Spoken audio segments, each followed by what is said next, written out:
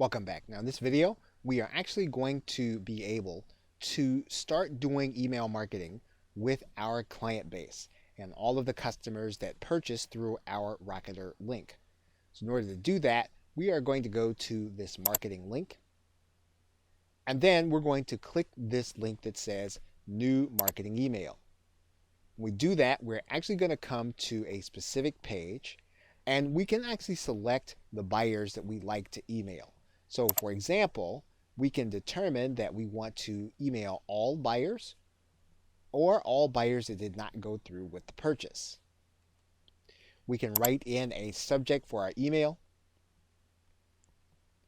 and then we can add in additional content for our message. We can add in our text.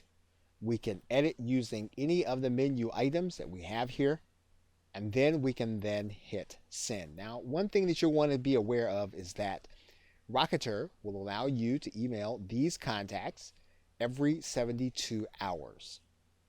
As long as you keep that in mind, you'll be able to keep track of what's happening with those who have purchased your product and then be able to offer them even more value.